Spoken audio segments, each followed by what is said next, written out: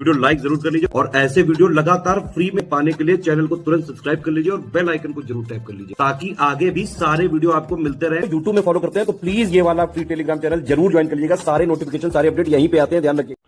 नमस्कार दोस्तों, इस वीडियो में मैं आपको दिखाऊंगा कि आप एनसीईआरटी को अवॉइड करते हैं, क्यों आपको उसको अवॉइड नहीं करनी चाहिए। स्पेशली साइंस की एनसीईआरटी, ज्योग्राफी की एनसीईआरटी और इन्वायरमेंट के चैप्टर एनसीईआरटी में ही साइंस और ज्योग्राफी में दिया एक्चुअली में।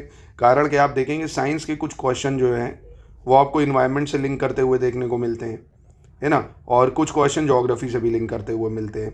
ठीक है, कैसे आइए उसको हम देखते हैं, आपको बताते हैं लाइव प्रूफ के साथ कि कैसे एनसीईआरटी से आपसे सवाल पूछे जाते हैं। अगर आप एनसीईआरटी पढ़ लेते हैं तो आपका पूरा काम कैसे हो जाएगा। आप देखो, सबसे पहले ये सवाल है कि बेकिंग सोडा जो है इसके संदर्भ में कौन सा कथन सही है। ठीक है, ये सोडियम हाइड्रोजन कार्बोनेट है, ये अग्निशामक यानी फायर एक्सटिंग्विशर के तौर पे यूज़ होता है।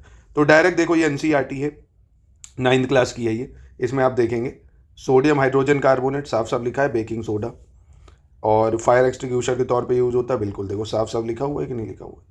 तो ये देखो direct line copy paste direct सवाल पूछा गया है, और ये यूपीपी से 2025 का ही पेपर है। मैं पूरे 2025 का एनालिसिस करके आपको दे रहा हूँ। ठीक है, पूरी एनसीईआरटी की जो है समरी वो भी दिखाता हूँ। नेक्स्ट क्वेश्चन देखते हैं। ये देखो, अब ये बायोगैस, ये इन्वायरमेंट का भी कह सकते हो पर ये साइंस में है ना, तो इन्वायरमेंट साइंस ये ओवरलैपिंग है। इन्वायरमेंट है जैसे ये फिर ये साइंस है, फिर ये ज्योग्राफी है। कुछ पार्ट जो है वो कॉमन है यहाँ पे, है ना, तीनों में। ठीक है, तो जैसे देखो इसमें पूछ रहा है कौन दो बायोगैस के प्रमुख घटक हैं भाई। बायोगैस, तो ये देखो बायोगैस लिखा हुआ है साफ साफ, बायोगैस एनसीईआरटी है। ये भी 9th क्लास की है कि 10th क्लास की है, सही है ये, नहीं शायद ये 8th क्लास की है ना, 8th क्लास की है ये। हम समझो 8th क्लास की साइंस से आया हुआ है, ये साइंस की एनसीईआरटी है। मीथेन, कार्बन डाइऑक्साइड, ये देखो साफ साफ दिख रहा बायोगैस में, बस हो गया। पीसीएस में आप समझ लो एनसीईआरटी का रोल है, एनसीईआरटी का, है ना। प्रीलिम्स में, स्पेशली प्रीलिम्स में, वो भी साइंस के। साइंस आपको 25 सवाल देखने को मिलते हैं। साइंस में अगर आप एनसीईआरटी पढ़ लेते हैं तो आप ये मानिए आप हर हाल में 25 कर सकते हो, क्योंकि बहुत ईजी लेवल के होते हैं। इसके लिए हमने आपकी पूरी साइंस की एनसीईआरटी बैच भी चला दी है। पूरा NCERT concept, fact, detail explanation के साथ chapter wise exam oriented summary, और सबसे बड़ी चीज़ क्वेश्चन आंसर फॉर्मेट में रिवीजन कराएंगे आपको। एक ना पूरी स्ट्रेटजी से पहले कॉन्सेप्ट समझो, फिर समरी से रिवाइज करो, क्वेश्चन भी देंगे, प्रैक्टिस करो। ठीक है, तो इसके लिए आप नंबर दे रहा हूँ, इन नंबरों पे आप कांटेक्ट कर लो, है ना, मज़ा आ जाएगी आपको। समझ लो, अभी से पढ़ना चालू कर दो। साइंस को 2 से 3 महीना लगेगा, एनसीईआरटीज खत्म हो जाएंगी आपकी। बेस मजबूत करो अभी। जिसको यूपी पीसीएस का सपना जिसने देखा हो, पहले अपना बेस मजबूत करे। दिसंबर में अभी पेपर होना है तो बहुत समय है, एनसीईआरटीज पढ़ लीजिए अभी।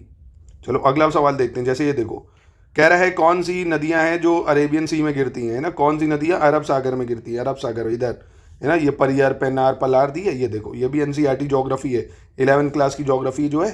ये देखो, important of west flowing river. West flowing मतलब ये जो अरब सागर में गिरती हैं, साबरमती, माही और धंधार और काली नदी, श्रावती, परियार, ये देखो दिया है। अब हो सकता है अगली बार आपसे, अगली बार क्या पूछा भी गया है, कैशमेंट एरिया ये पूछ लेगा भाई, जल ग्रहण क्षेत्र ऐसे दे देगा। 4 नदियां लगा के कहेगा इनको भैया बड़े से छोटे में लगाओ, है ना। तो ऐसे ये स्मॉल रिवर है जो ईस्ट की तरफ बंगाल की खाड़ी में गिरती हैं, देखो इनका भी कैशमेंट एरिया पूछेगा इसी से ही, एनसीईआरटी से ही, जितना दिया हुआ है। समझ रहे हो, तो पहले एनसीईआरटी साइंस की और ज्योग्राफी की तो आपको करनी ही करनी है। साइंस, ज्योग्राफी, हिस्ट्री, पॉलिटी मत करो, पॉलिटी लक्ष्मीकांत कर लो, एनसीईआरटी कर लो, साइंस की, ज्योग्राफी की और हिस्ट्री की, है ना, इसको जरूर कर लो। चलो अगला सवाल देखते हैं और दिखाता हूँ आपको। ये देखो, ये सब 2025 में ही पूछे गए प्रूफ हैं। Which of the following enzyme release in stomach for protein digestion. Protein digestion में या प्रोटीन के पाचन के लिए आमाशय में कौन सा एंजाइम निकलता है भाई। ये देखो डायरेक्ट सवाल, ये देखो, a protein digestion enzyme called pepsin and mucus. NCERT का, ये भी 10th क्लास की एनसीईआरटी बायो का है, सिंपल सा है। फिर देखो, blood is composed of plasma and different of cells present of haemoglobin make blood appear red, यानी रक्त के संदर्भ में बताना था। तो ये देख सकते हो आप यहाँ पे, blood consist fluid medium called plasma in which cells are suspended, red blood corpuscles, सब देखो दिया, तो समझ रहे हो। तो ये भी एनसीईआरटी का है साइंस का। देखो फिर देखो एक और सवाल, पीएच सोल्यूशन अम्ल और क्षार के संदर्भ में। अम्लीय विलयन 7 से अधिक पीएच होता है और क्षारीय का पीएच 7 से कम होता है। तो ये देखो यहाँ पे आप देख सकते थे, न्यूट्रल सोल्यूशन 7 है, एसिडिक सोल्यूशन है तो क्या है 7 से कम होगा। ये भी एनसीईआरटी का सवाल साइंस का। और देखो अभी यही नहीं, बहुत है, इकोनॉमी के भी जितने सवाल आए थे वो 11th की एनसीईआरटी से रिलेटेड थे। यहाँ भी देखो आइसोटोप से संबंधित सवाल है। Atom with identical atomic numbers about different atomic mass number are known as isotopes. Protium, deuterium, tritium और आइसोटोप्स ऑफ कार्बन। तो ये देखो आइसोटोप्स, ये भी 10th क्लास की एनसीईआरटी है। देखो प्रोटियम, ड्यूटियम, ट्रीटियम है ना, और isotope same atomic number different mass number, same देखो copy paste line to line उठा लिया है। तो आप इससे ज़्यादा प्रूफ क्या आपको चाहिए। और ये सब हम अपना कंपाइलेशन में खुद ही आपको देते हैं। एससीएस का सिलेक्शन मटेरियल इसलिए क्यों जरूरी है, हम पूरा एनसीईआरटी का निचोड़ वो आपको देंगे, प्लस जो अलग इंपॉर्टेंट चीज़ें हैं वो आपको देंगे मेंस के लिए, मेंस में आपको कितना क्या ज़रूरी है। और टेस्ट के फॉर्मेट में हम प्रैक्टिस, भाई आपने पढ़ तो लिया, सवाल कैसे आएंगे, पीवाईक्यू करवाएंगे और नए नए टेस्ट की प्रैक्टिस करवाएंगे। तो पूरी तैयारी 2026 के सिलेक्शन तक की आप कर सकते हो। ये सब एग्जाम्पल भी जरूर करा करो, अगली बार ये भी दे सकता है।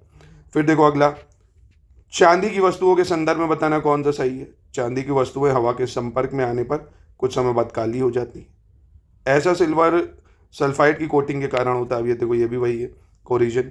Silver article become black after some time when exposed to air.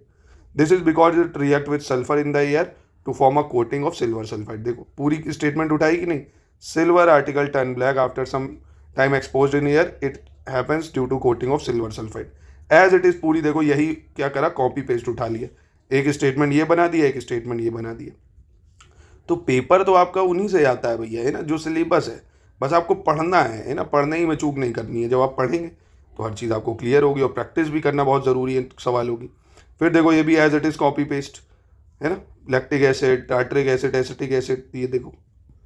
और कितने ही दिखाऊं, मतलब कितने प्रूफ चाहिए आपको। ये देखो एक और प्रूफ कि हरे पौधे जो है स्थलीय पारिस्थितिकी तंत्र यानी इकोसिस्टम के बारे में सवाल था। तो ये देखो फूड चेन और फूड वेब से यहाँ मिल जाएगा आपको। Green plant in terrestrial 1% energy, 10% energy can be average value consumer. ये देखो वही है पूरा स्टेटमेंट, वही स्टेटमेंट ही उठा लिया है, बीच से उठा लिया। तो यानी आपको सिर्फ बीच बीच के पॉइंट नहीं पढ़ने, आपको पढ़ना है इसमें जो इंपॉर्टेंट चीज़ें लाइन टू लाइन, और जो इंपॉर्टेंट है सब नहीं, जो इंपॉर्टेंट है वो हम खुद आपको ऐसे अंडरलाइन करके देते हैं। फिर देखो एक और सवाल, generally alloy of lead and tin is used as a material of the fuse wire. ये देखो ये भी वही है, aluminium, copper and lead etcetera वगैरह, ये एलॉयज़ के बारे में यहाँ आपको दे देगा। तो समझ रहे हो ये सारी चीज़ें हैं। फिर देखो ये voices of man and women are different, length and thickness of vocal cord is different. क्यों, इसका भी आप देखोगे यहाँ कारण। Vocal cord in man are about 20 mm long, in women is about 150 mm long, 15 mm long. Children have very short vocal cords, देखो बच्चों की शॉर्ट होती है। तो पूरा कारण भी दे दिया कि आप पहचान सको लड़के की आवाज़ और लड़की की आवाज़ में कैसे अंतर पता चलता है वोकल कॉर्ड से। ये 8th की एनसीईआरटी है ना, 8th की एनसीईआरटी है, ठीक है। तो ये देखो उससे सवाल। फिर ओजोन लेयर वाला देखो सवाल आया, ओजोन परत का। ओजोन परत पृथ्वी की सतह को सूर्य से आने वाली पराबैंगनी विकिरण से बचाती है। ओजोन क्षरण को क्लोरोफ्लोरो कार्बन से जोड़ा गया है। फिर देखो ओजोन लेयर के बारे में, ozone layer and how it's get depleted, सब कुछ वही है। देखो समझ रहे हो, ये देखो सीएफसी की वजह से डिक्रीज हो रही है और यूवी रेस से बचाती है। तो ये सारे प्रूफ हैं, है ना। इनमें से कुछ मैं आपको पूरा कॉपी पेस्ट करके चेक करके पूरा ला के दिया हूँ, और अभी ऐसे करने बैठूंगा तो बहुत सारे निकलेंगे। सिर्फ एससीएस से ही आप ये समझो 150 में से 134 सवाल आए थे, है ना, जितना हम देते हैं। अब आप लोग कहेंगे सर आप एनसीईआरटी को कॉपी पेस्ट कर दे, तो नहीं, एनसीईआरटी तो 6 से 10 में उसमें बहुत सारी फालतू की चीज़ें भी है, एक्टिविटीज़ भी है जो एग्जाम के लिए ज़रूरी नहीं है। हम इसकी समरी आपको देते हैं जो एग्जाम के लिए ज़रूरी है। फैक्ट्स अलग करके दे देते हैं लिस्टिंग के तौर पे, कंपाइलेशन अलग दे देंगे, बढ़िया उसको पढ़िए। एनसीईआरटी का बैच भी हम चला रहे हैं, आप एनसीईआरटी के बैच को लेके पूरी एनसीईआरटी आराम से कवर कर लीजिए, बहुत ही कम टाइम में कर लेंगे।